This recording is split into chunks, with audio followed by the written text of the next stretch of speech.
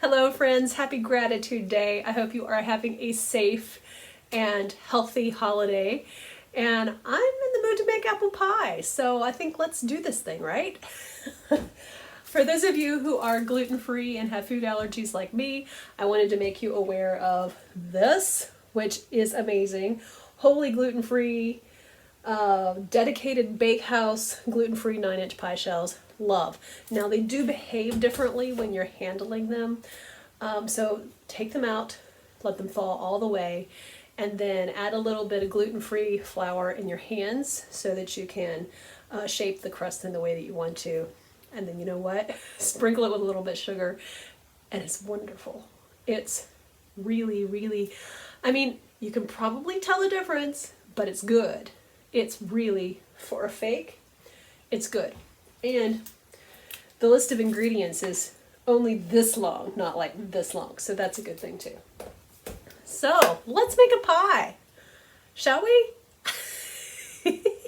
So what I'm going to do is that I'm going to cut up some apples and make a nice apple pie, and if I have the energy, I will make another apple pie. We'll make two.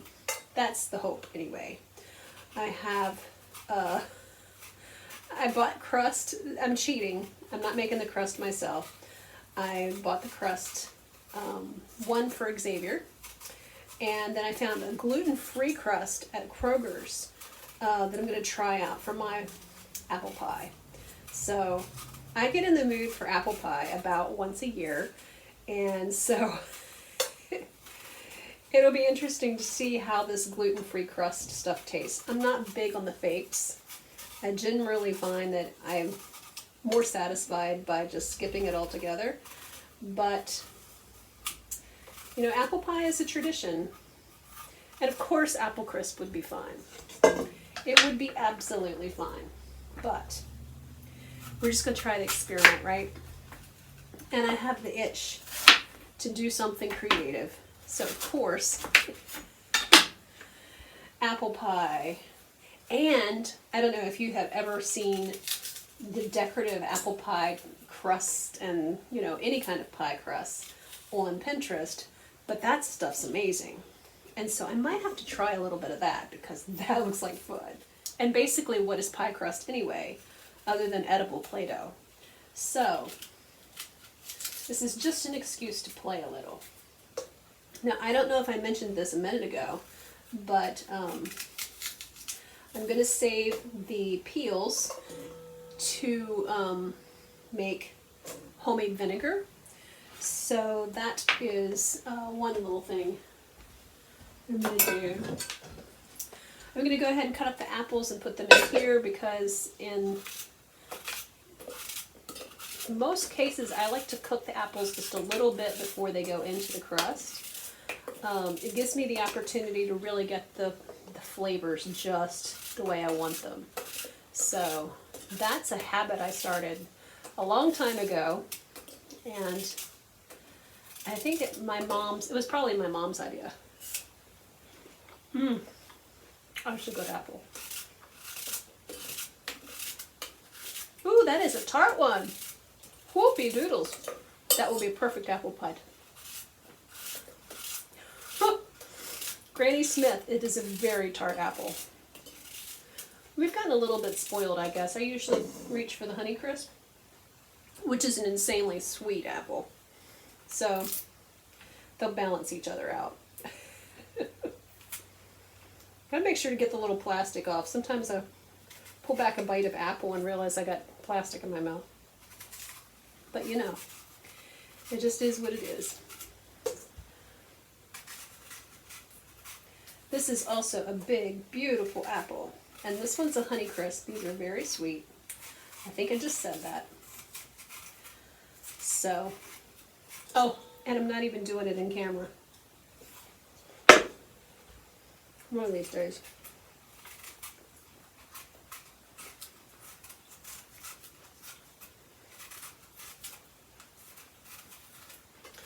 I think this is a little bit harder to peel than the Granny Smith. I don't know why that would be.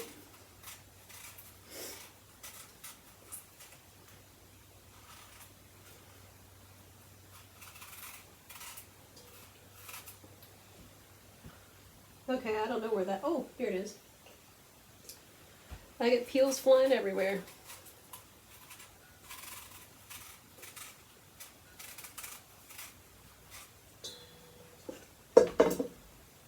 I don't always get every last little piece of peel off.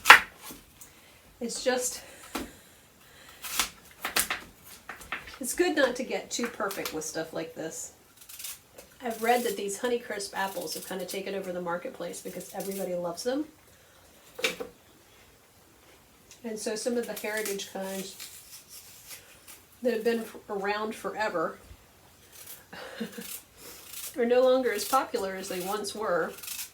So these Honeycrisp apples are changing the marketplace. That Granny Smith apple, the first one that I did, was super tart. The Honeycrisp, the second one that I did, was super sweet. And this is just right there in the middle between the two. So I think this will be a really great combination of apples.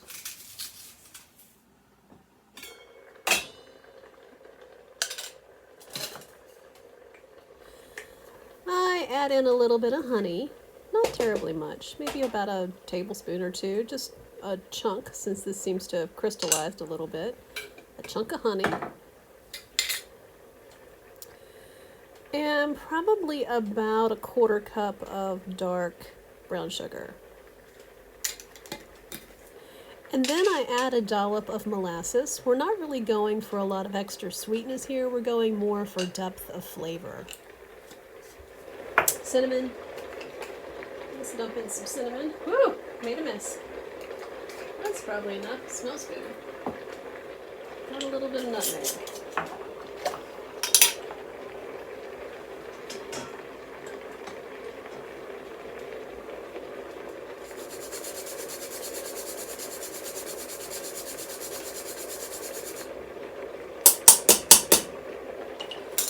Alright. That's probably pretty good. Let's let it cook. Turn it down a little bit and just let it cook.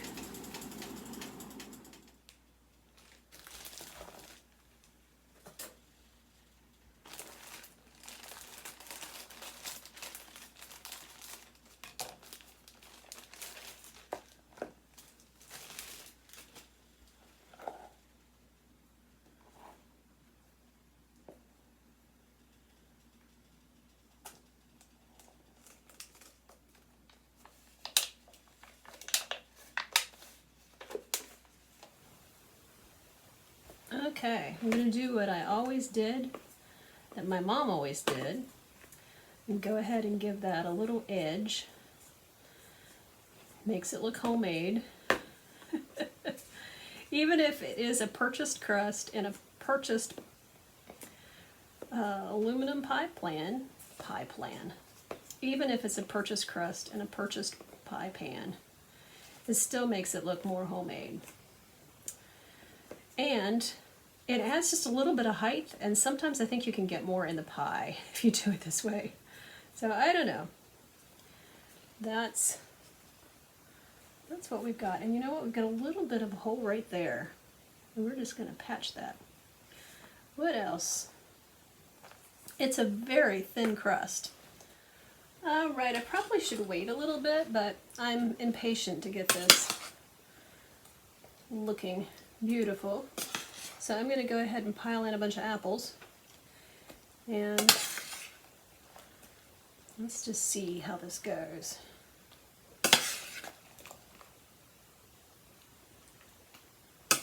Now I like to cook them a little bit so that I can get more apple in.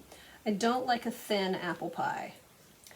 I want it to be as big and tall and fat as possible. So I do cook them down just a little bit so that I can fit more in. Now I know that means I'm cutting more, but it's alright. It's worth it.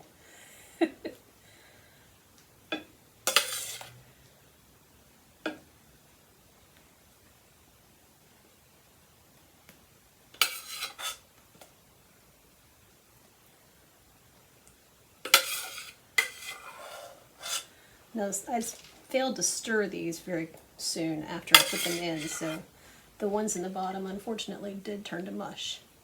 But it's all right.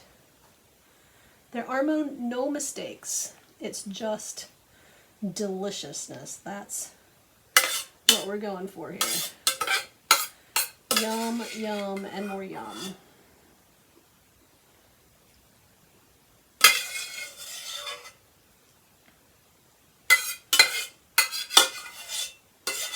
Now I've got a little bit of liquid in there that I might boil down just a little bit, because look at that. It is really beautiful. But you know what? There's already, I don't think I'll be able to fit it in. So let's just leave it this way for the moment. And then I'm going to come along in here and just see about adding some of these and see how far we get.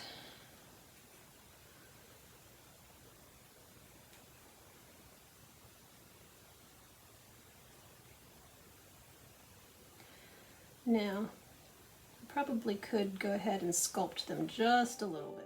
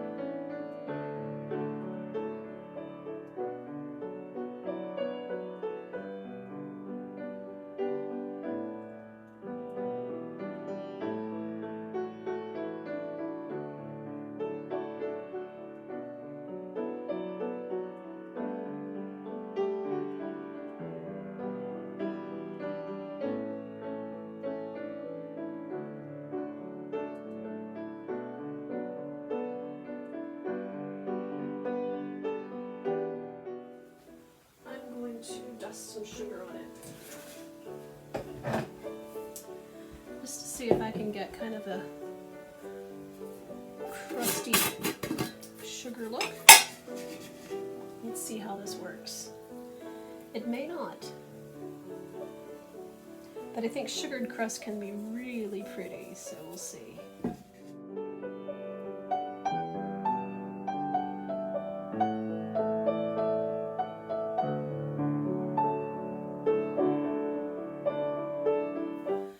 Okay, there is my gluten pie. And the beauty of it is there's actually no gluten in the filling, so I could eat the filling of this one. Alright, let's see if I can get that baby on there without destroying it too much. Looks like a very happy pie.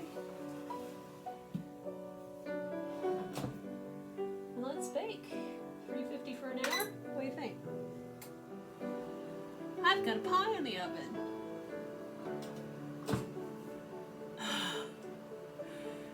It looks amazing. It smells amazing.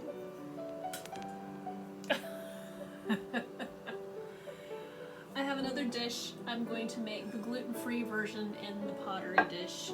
I have decided not to put a crust on the bottom, and I have a purchased gluten-free crust that's ready to bake. And so I'm going to just put a crust on the top, because if it turns out I don't like it, it'll be easy just to lift off, and I'll still have lovely, lovely pie guts underneath. So I'm going to go ahead and cut up some apples and fill my baking dish with some yummy apples. Meanwhile, that looks amazing. It's probably about done. I should probably turn it around and see how it looks. Why don't I do that for how it's looking? Because it could be kind of done-ish. Oh well, it's a little bit on the light side.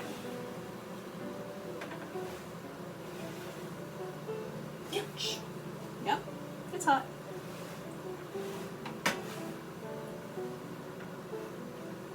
And it really has, it's a good thing I put this pan under it because it has really leaked.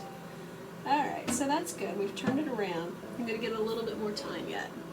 It's not that the apples aren't cooked, it's that I want the top to be a little bit crispier. That looks amazing, doesn't it? I think I better cut up some more apples. By the way, I'm using the apple peels to make vinegar, so I am not going to be throwing that away at all. So let's cut some more apples. So while that pie was in the oven, I went ahead and made a gluten-free version. I just cut up a bunch of apples, put them in my favorite pie pan. This was given to me for Christmas one year, so I really love it. And then I used this gluten-free crust. I let it thaw, and I used a little cookie cutter to shape little circles, so it looked like marshmallows as it was baking. It was hilarious. And then it didn't really brown quite as much as I wanted it to, so I stuck it under the broiler for a few minutes. I think I may have overdone it a hair, but it's all right. And it was so good. You know, I hadn't had pie crust for probably about 2 years, so I am absolutely in love. So I told Xavier, you know, the next time we're at Kroger's, we need to pick one of these up.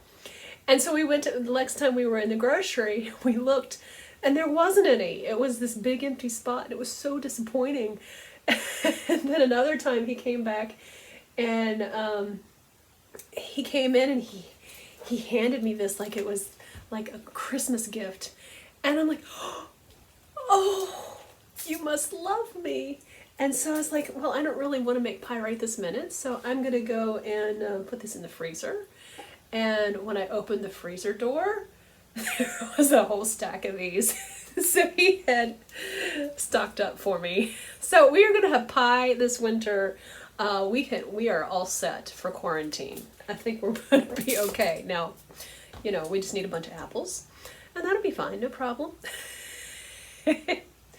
So, happy Thanksgiving. Be careful out there. Be smart, be wise, and God bless you and keep you and give you peace. Thanks so much for watching. I really appreciate it. Oh, it smells good. Looks pretty good too. I'm suddenly hungry.